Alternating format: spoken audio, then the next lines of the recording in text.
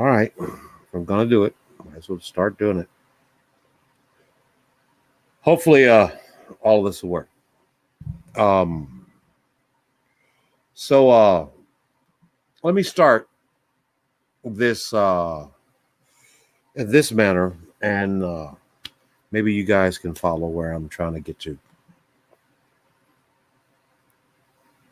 This is no communist speaking. This is an angry black man speaking.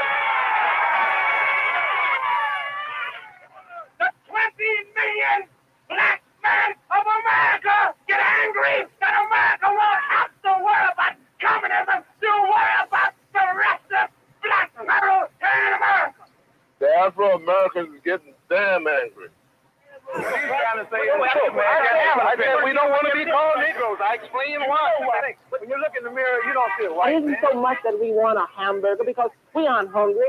And it isn't such a thing that we want a Coca-Cola because we are not thirsty. We merely want recognition of those rights that are ours. We're difficult to know, harder to understand.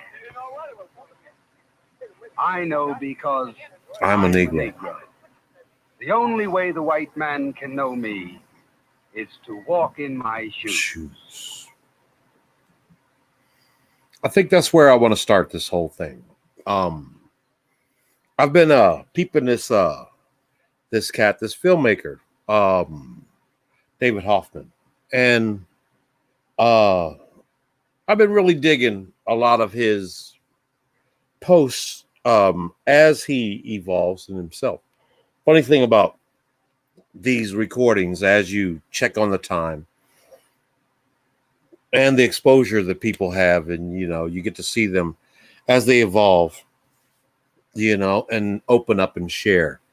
One of the initial videos that stuck out, that drew me to this Mr. Hoffman dude, was his post on his work on a documentary about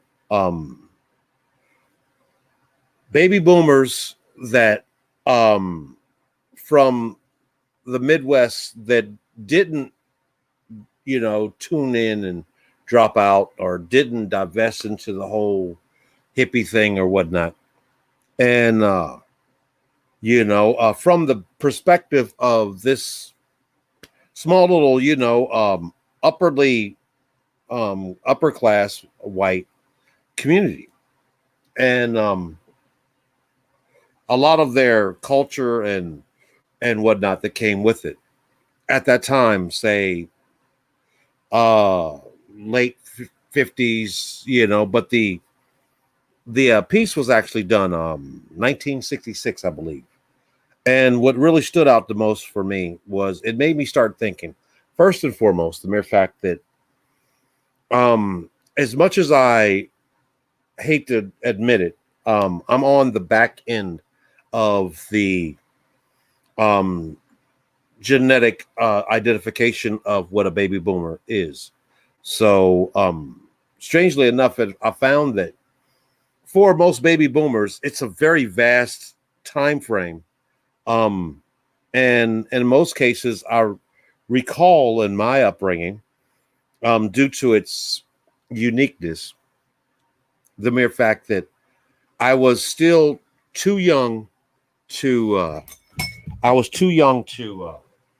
man, I'm messing up over here. I was too young to party, but I was old enough, or at least enlightened enough, to be a part of. So there's an old saying for a lot of baby boomers that if you can remember anything from the 60s, then you weren't from the 60s or 70s. And I think that's where I fall in the that slippery slope, because while I do remember a lot of that era, I remember that for a lot of the older baby boomers, part of their experience did come from the manner that they did party a little bit more. They were exposed to a lot more. They, experimented with drugs and, and had lots of other things. And just like this documentary that he had, they were in their own thing. I mean, there wasn't even social media like we know it enough, that they were living in a world that they believed to be as great as many of people are today, confused when they see people of that nature, screaming out how they really want America to be that great again. And it's never going to be that way. I mean, the 50s and the 60s created such a shift in our culture that it'll never go back, but then, a lot of people only speak on their personal experience. It was kind and gentle to them. And so they feel like it's something that they would want to relive. And I can understand that. But where I want to go with this whole thing is the reality that for me, I was born and came up in a family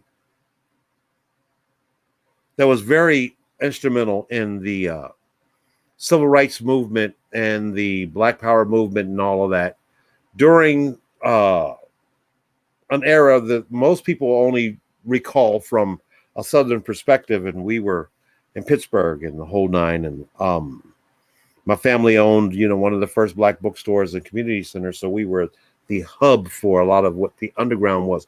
We were probably mentioned in several of the green books of whatnot of during that era when, people needed to find the safe place. We were one of those people for people of color during that era.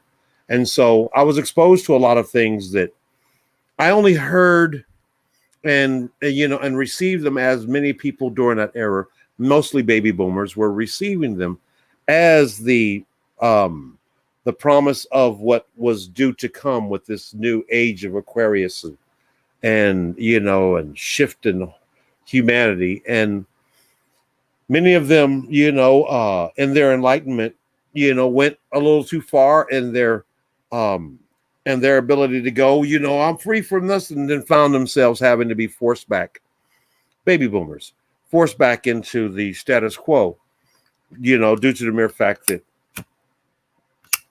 no one really knew the actual time of this, enlightenment in the world was going to occur. They were hoping that it was in the 60s or 70s, but here we are, it's 2020, and it's happening now. It's happening now, and the reason why I can say that is because I've remember hearing the prophecies and the thoughts and and the conspiracies and whatnot that existed back in the era in the early 60s and whatnot, when people were tuning in and tuning out. Even Hollywood was making these movies and whatnot of the prophecy of in the year 2000 or 2000 this, even Soil of Green, all these other things went just that far. Even the Jetsons got bits and pieces of it. And I can admit that for myself, being at least unaware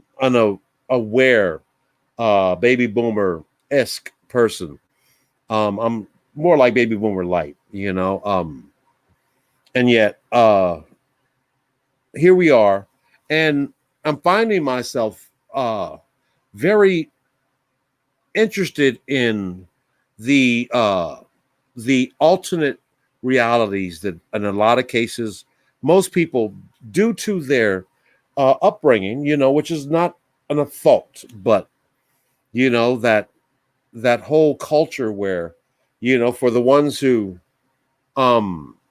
divested and tuned in and tuned out and became the hippies and the this, that, and the other, and and advocates and whatnot, they also had to sacrifice a lot of what a lot of these other people conform to. These people that lived in areas that I don't see no black folks around here. All the ones I see are happy, and we now take offense when we see that, and yet we have to find a certain apathy enough to understand that in most cases the biggest thing that really sticks out is just the mere fact that America was great in pockets, but it existed in a different dimension for a lot of people. And from my perspective, I was involved with, you know, a lot of people who were in this state of preparedness for where we found ourselves. There would have been no LBGT or Black Lives Matter or all these other things.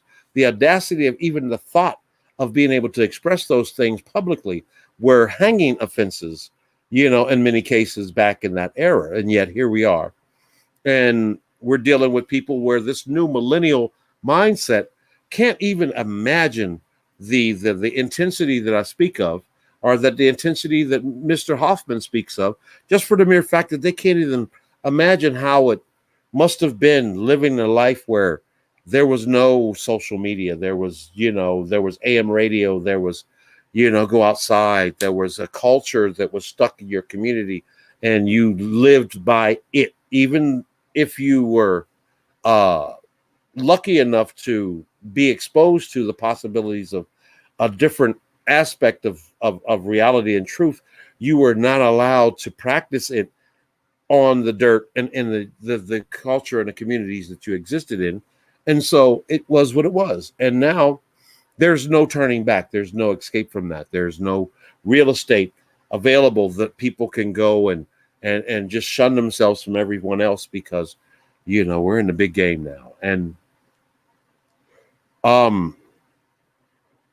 it's really interesting because while I found myself on the opposite end of the race spectrum and watching a lot of the perspectives of Mr. Hoffman, I find myself at times sitting there looking at and taking in his things, and I'm thinking to myself, man, I know you might not believe what I'm about to say, but, you know, if I was, being that I'm also a stagehand and I'm into the, you know, the whole theatrical realm and the craft and the fields and whatnot. So I've always been privy enough to find myself in the company, rare occasions, with people like even Mr. Hoffman, where, you know, I might not seem very understanding for most people like himself, but, you know, I'm willing to bet that we would probably have a great time over drinks.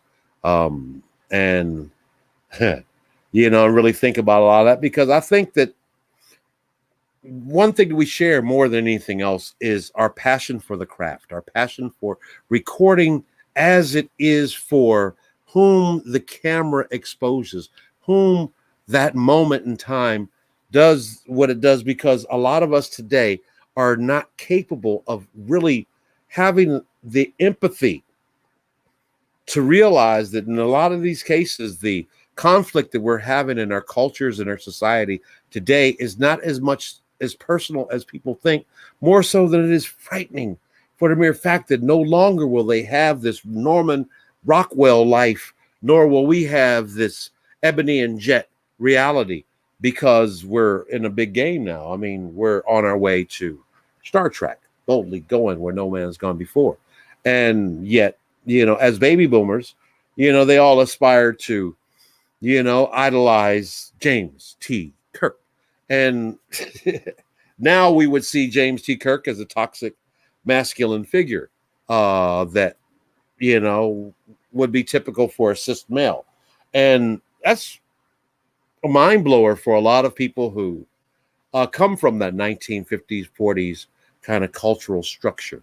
And yet, what makes mine so much more unique is that even as a youngster, I was exposed and befriended by people of his own culture and whatnot. I went to, you know, I attempted to do the whole public school thing, and they found that I was a little too special. And so my parents put me in a all-white Jewish experimental school where we were into some, you know, free love, free range kind of, you know, home training, home teaching, which today would be legal, you know, more so, logical, more so. But, you know, realizing that while in my own skin, I have this certain kind of instinct about these people like Mr. Hoffman and many of the people that he's documented and things of that nature. The mere fact that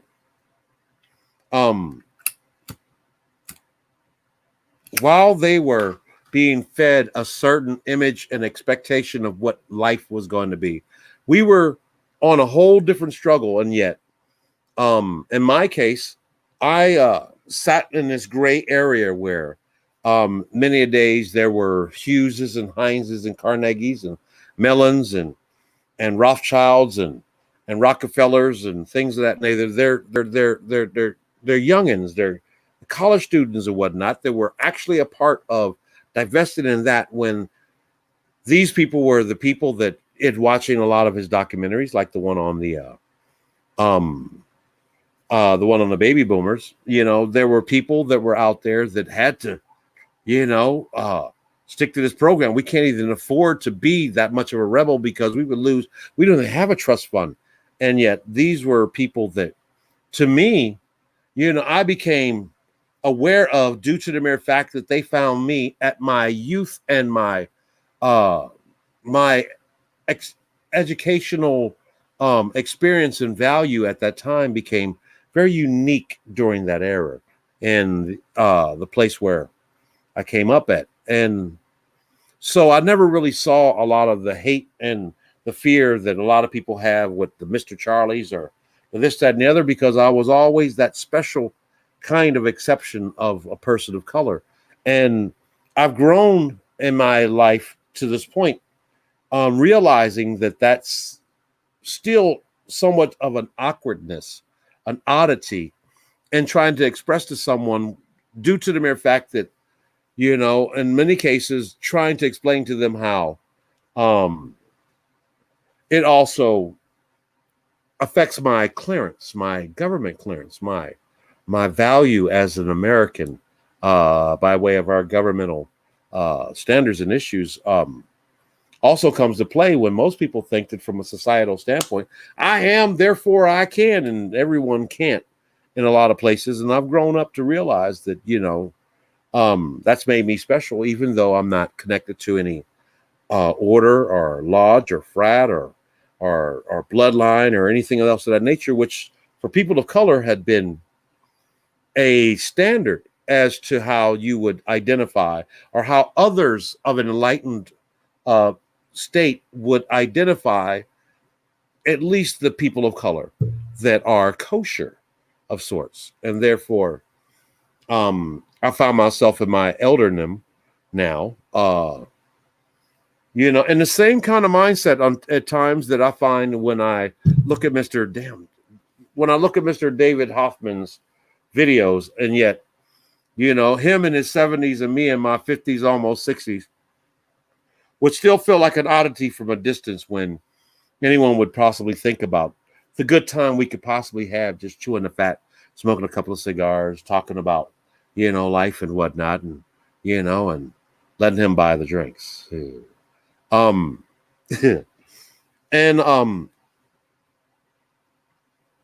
you know, it's something that I'm hoping that this process of me being able to share this with you and with him can help, because in a lot of cases I hear a lot of the reality that many of these people have, these privileged people whom were never conditioned or raised or structured by their own family dynamic to ever feel that there will ever be a need for you to believe that you will be forced back into the general populace of reality with everyone else. You'll always be above, you know, food stamps and unemployment and welfare.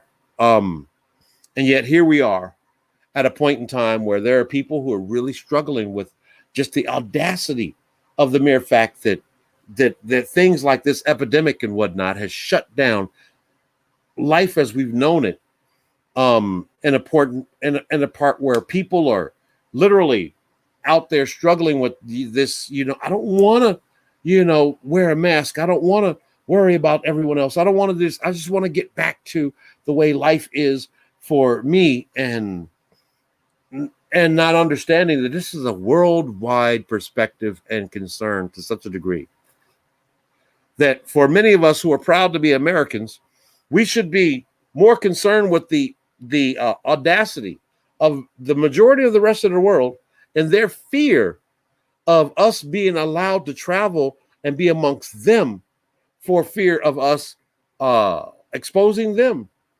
to the same thing that we fear in this whole dynamic thing. So yeah, I'm putting this out in hopes that we can start being more interested in the different parallel universes that existed, the world fairs that used to expose and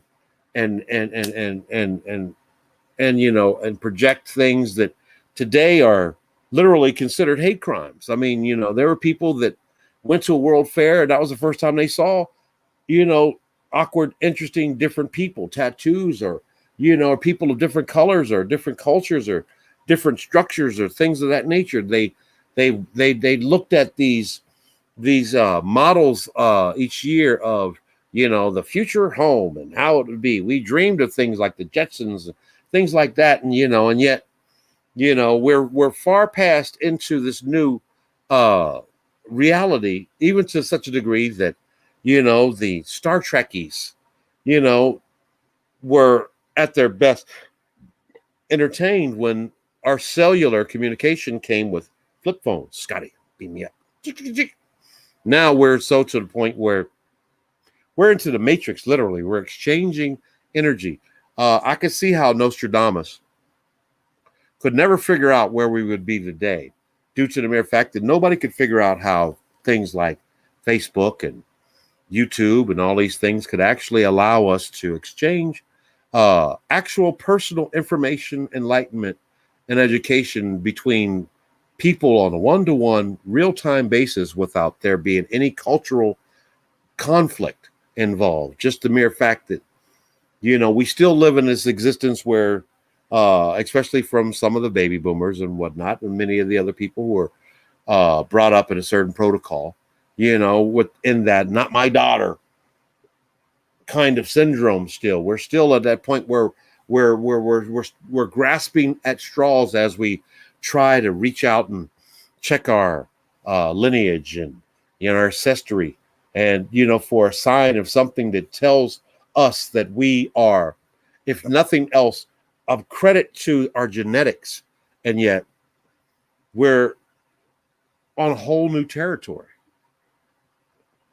And while a lot of us are still very uncomfortable about this cultural diversity thing, on this planet, we're already grooming ourselves to boldly go where no one's gone before, to be more than capable of accepting the Vulcans and, and all these other things, not just, the Americans and the hillbillies and the rednecks and the white trash and the Negroes and the uppity Negroes and the boule and this, that, and the other.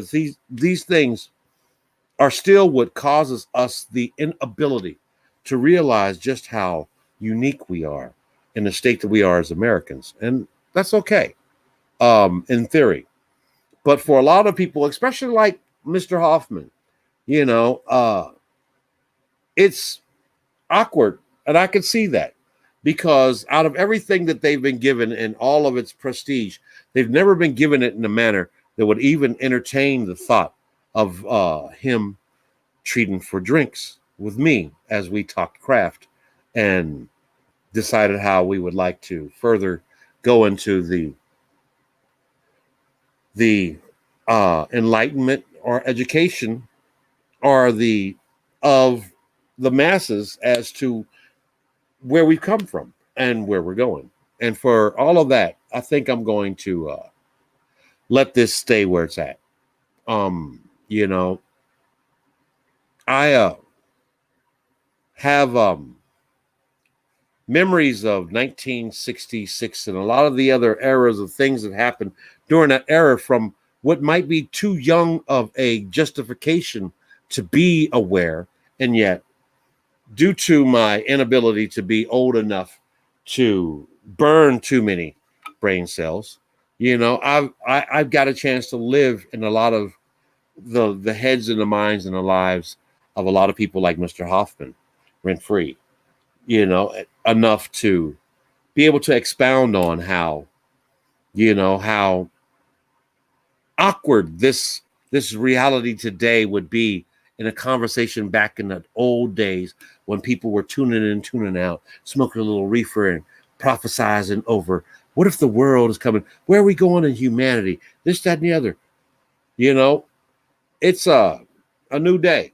And this whole COVID thing might be a slight blessing for some in the mere fact that there's so many things that are going on planetarily where we're on an earth that's bipolar, and yet we are still struggling with any